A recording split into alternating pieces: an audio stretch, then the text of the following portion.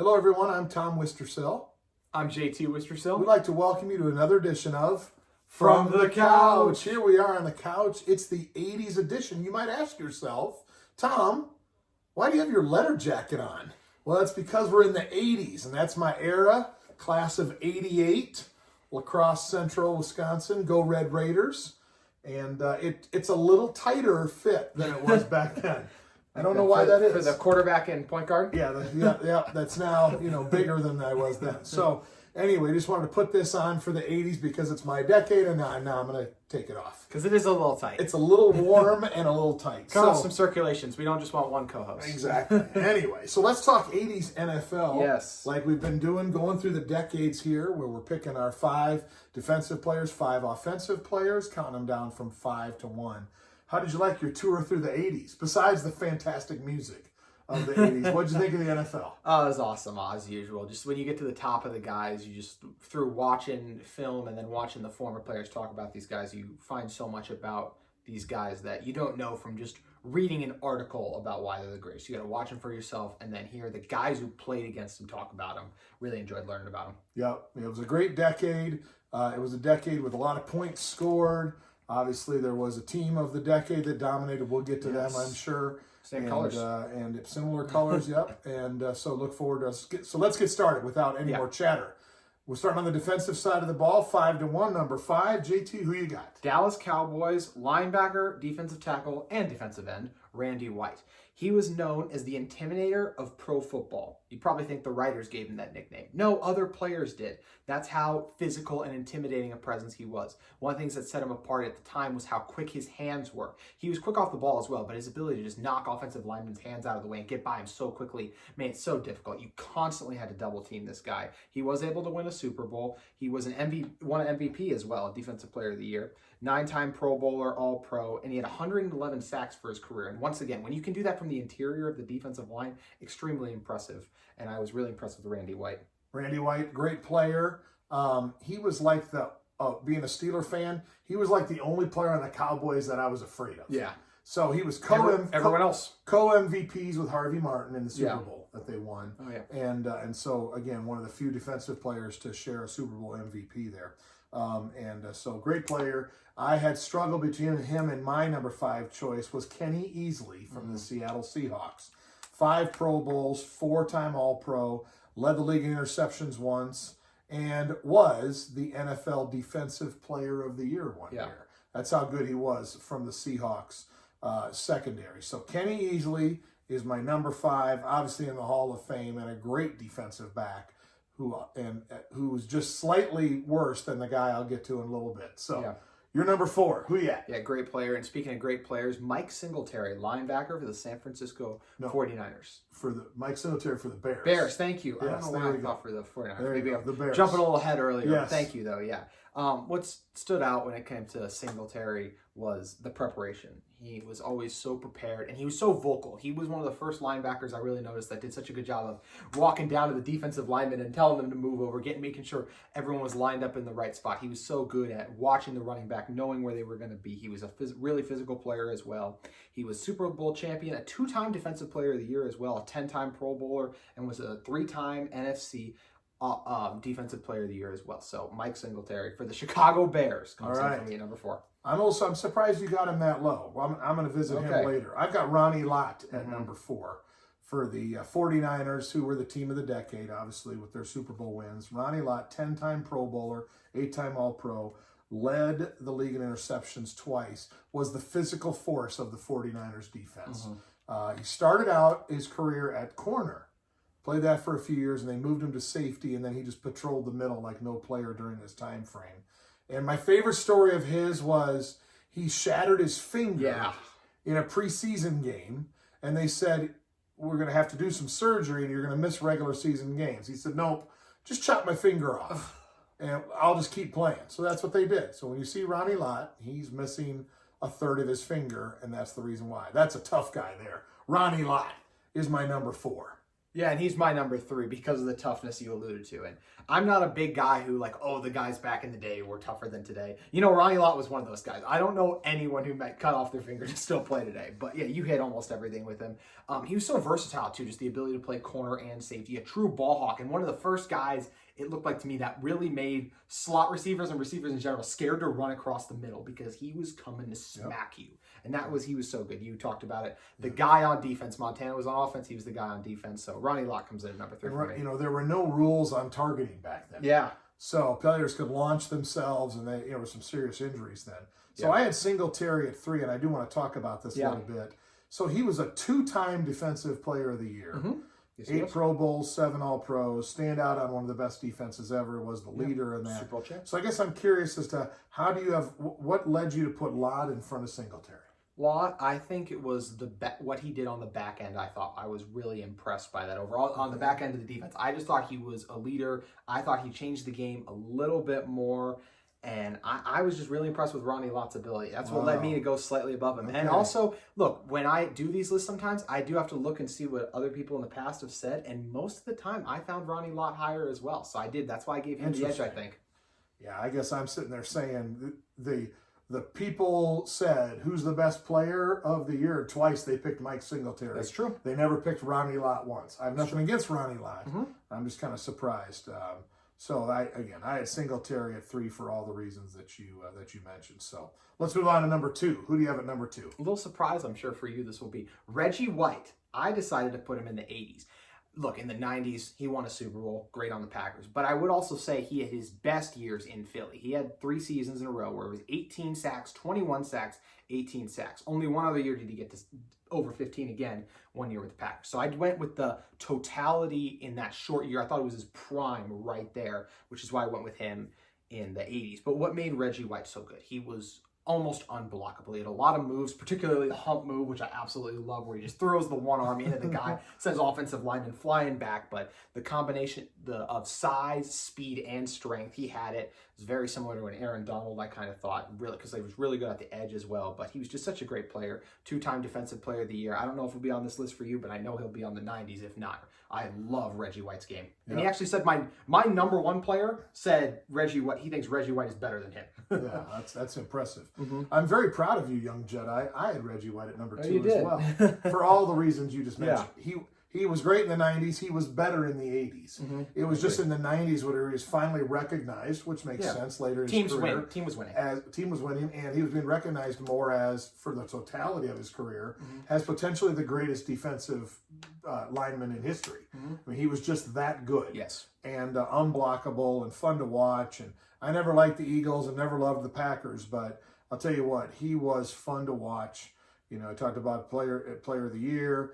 And when we think about it, he was so good at both places. They retired his number both in Philadelphia and in Green Bay. That's how good Reggie White was. Yeah. And so, unfortunately, he passed away a few years ago.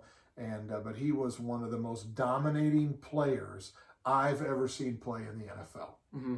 Along with who our number 1 will be. Yes. So let's talk about number 1. Let's talk about number 1. Lawrence Taylor, outside linebacker for the Giants, a guy who truly changed the game of football in 2 ways. Number 1, back then, running backs almost always blocked the outside linebacker. As soon as LT came in, that's a no-go anymore. Another thing, a lot of the time, if you were running the ball to the left side, let's say, because he was the right outside linebacker, wouldn't need to block him. Nope, too athletic, would chase you down once again. And that combination, his ability to change the game, he could drop into coverage. He was such a good pass rusher, too. His bend really stood out to me, bend around the edge. I thought that was really impressive. Really good rip pass rush moves as well. 132 sacks. Only linebacker to ever win MVP as well. I love Lawrence Taylor, and I think he belongs at number 1 for this decade, and even maybe all time. Yeah, certainly number 1 as well. Again, how hard it is for a defensive player to win the NFL MVP. Yes. So obviously that's how good he was in '86, that he won the MVP.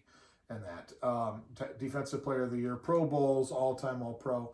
Here's what he was for me in the 80s. My Steelers were struggling a little bit in the mid to late 80s, and so there was only so much appointment viewing with the NFL. But when the Giants were playing, you had to watch. Yes, because you just never knew what LT was going to do. Was he going to get 14 sacks this game? Was he going to pick off 2 passes? Was he going to get 37 tackles? You just never knew what his stats were going to be. But he was going to do something. That's how good Lawrence Taylor was. And there are many people who consider him the greatest defensive player in NFL history. And there's something to be said for that. Definitely. So LT easy at number 1. Pretty good D coordinator as well, Bill Belichick for the Giants back then. Not bad. But LT makes Bill Belichick look pretty good. Oh, yeah. Anyway.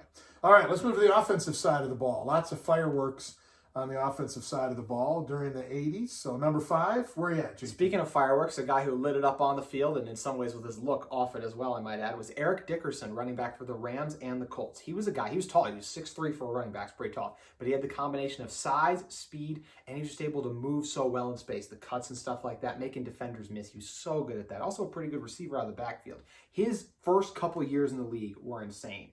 When you factor in as a rookie, 1,800 yards, second year, 2,000 yards, just those first couple of years like that. That's where it was like, wow, some of the best seasons we've ever seen from a running back. When he retired, second all-time leading rusher.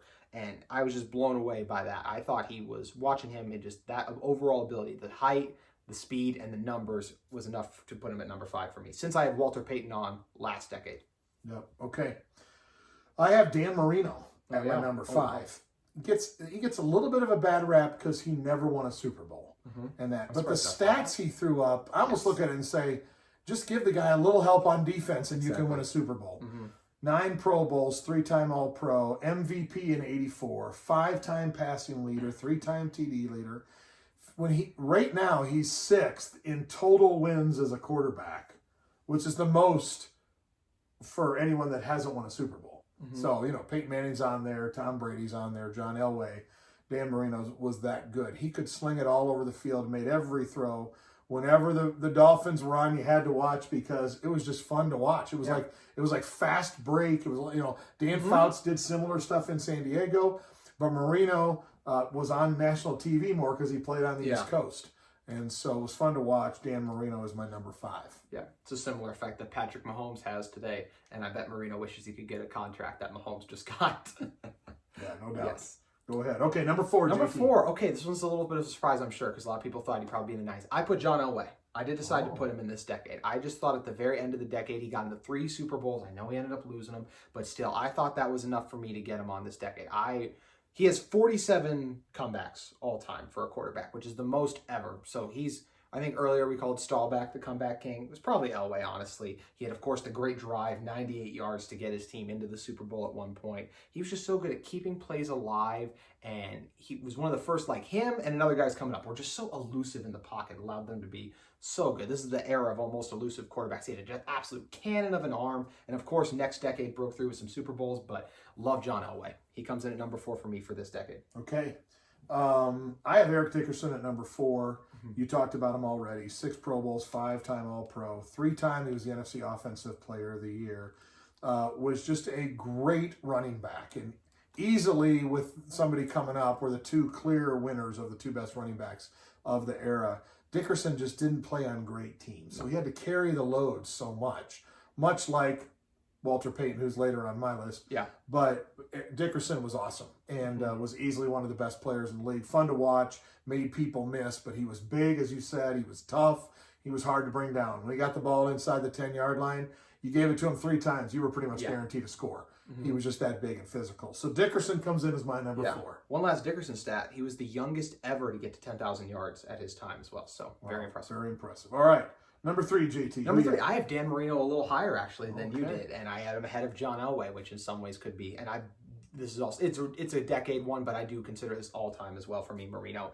And I think the biggest thing held against Marino is what you hinted at. It's never winning a Super Bowl, but football is a team game, and sometimes we get caught up in the quarterbacks. He didn't miss tackles on defense. No, right? exactly. He only had a top 10 defense very few years. He never had a running back over 1,000 yards either. So it was Marino carrying the team, and carry the team pretty damn well. He did.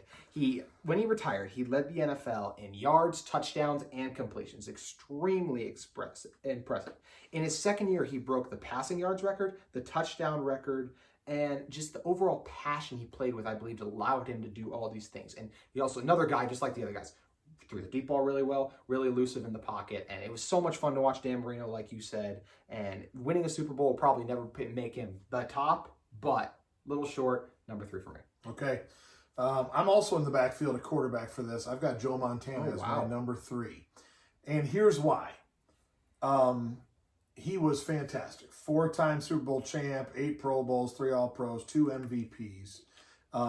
Montana was the quintessential cool, calm, collective quarterback.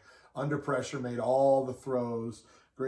Great teams, great leader. He was able to do it. In my list, the 2 guys before him are 2 of arguably, people would say, the 5 best players ever. Okay. And so I just couldn't jump him above these other 2 because I wouldn't consider him one of the 5 best players ever. He's one of the 5 greatest winners ever. Yes. But I wouldn't put him as one of the 5. And that's the only thing that holds him back is, to me, he's the clear best quarterback of the decade, and the results prove it. It's just these other 2 guys are so outrageously great that I have him behind them. So that's why Montana's my number 3. Gotcha. We'll get to Montana for me. But at number 2, go. Anthony Munoz. Whoa, O-line. Did I say his name right? Anthony Munoz. Munoz, yes. Arguably the greatest offensive tackle of all time and greatest lineman of all time. A lot of people will say. Most lists have him at number 1. Could be. 6'6", 278 pounds, an extremely good athlete. He only played 17 games in college, so people were stunned when the Bengals made him their first overall pick. How'd it work out? Pretty great. Hall of Famer, obviously. 11-time Pro Bowler, 11-time All-Pro. He even caught some touchdown passes, but what made him so good is he was obviously athletic. I mean, all the great things with offensive line, but he just did such a good job of keeping his balance at all times. He never lunged. That's something, I was a horrible lunger when I played. I would lunge constantly, so that's something I can respect with Munoz. He just stayed in his stance so well, and a very powerful punch, and did such a good job at limiting sacks and protecting his quarterback, Boomer Esiason. So he comes in at number 2 for me. You bet. Boomer Esiason. Esiason. Here's a little-known Anthony Munoz fact, JT. Okay. He played football at USC. He also played baseball. He was a pitcher on their national championship team. Oh. As a pitcher, that's how good of an athlete Anthony Munoz was. Linemen are great athletes. Linemen are sometimes great athletes. Okay. Sometimes. My number 2, you had him last decade. I chose him this decade, Walter Payton. Okay.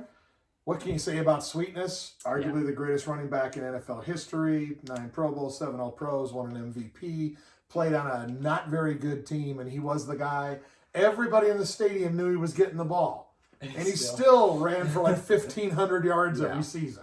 Amazing. And people forget how good he was. Just go to YouTube, click on Walter Payton, and watch his 50 greatest plays. And you'll be reminded of how he made people look silly out there at times with how good he was. And how tough he was, and how he, even at his size, that he could run people over. I mean, he was fast, and he was quick, but he'd also run you over. I loved watching Walter Payton, and so too bad he's gone as well. Yeah. But he was my number 2 for the decade. So. Yeah. And Jim Brown, if you wanted some more info too, just listen to Jim Brown gush about that guy. Yeah. No, you're exactly right. So, okay, number 1. I'm interested to see who you have at number 1. Okay. I think it's someone I put in the next decade. At number 1, I did go with Joe Montana because in football, winning is still extremely important. That's why we still halt Dan Marino a little bit. It's still a team game, but at the end of the day, Joe Montana made plays to help his team win. That's why he's going to be known higher as always than Dan Marino, I think. He's the 4-time Super Bowl champion, 4-time Super Bowl MVP, 2-time MVP himself, and the ultimate winner. When the biggest moments, he shined the brightest, and that's one of the best things you can say about Montana. He's the first guy on this list we've talked about. Elway, Marino, not a big arm, but he was so accurate. He's a lot like Drew Brees, I think. 5 yards, 10 yards, just dissecting the defense piece by piece, slow, methodical drives to get his team in positions. But like I said, always came up big.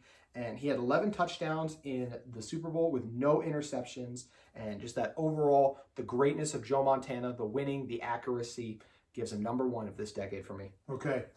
So my number 1, you probably have into the 90s. And there's a reason why Jerry Rice I kept in the 80s. He's my number 1 of the 80s. Arguably the greatest receiver. Some people would say the greatest NFL player ever. Yeah. And so that's a reason why, again, why I have Montana at 3 is I got Walter Payton and Jerry Rice in front of him. No shame in that. No. So ultimately, I looked at Jerry Rice's career in segments. And, he was a 10-time first-team All-Pro. But 6 of those came in the seasons of the 80s.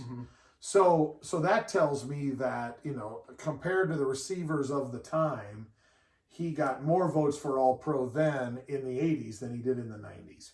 They obviously won Super Bowls. He won 2 of them then and won one in the 90s. But the 80s was when he established himself early in his career as the best receiver in the league. Yep.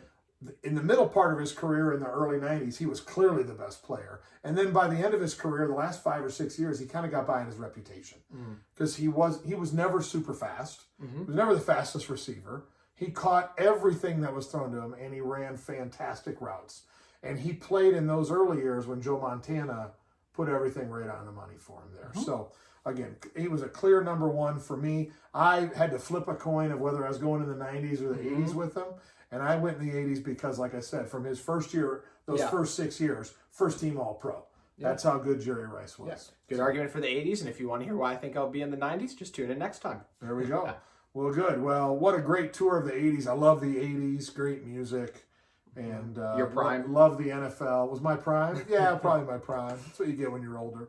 But loved the tour and look forward to next time on the 90s. You going to be ready for the 90s? Oh, absolutely. We got some great offensive players because I didn't have Jerry, and there's a certain running back who's also pretty good. Yeah, you're absolutely right. So, well, thanks for joining us on our latest edition of From the Couch. And we'll see you next time when we tackle the 90s NFL season. Have a good one.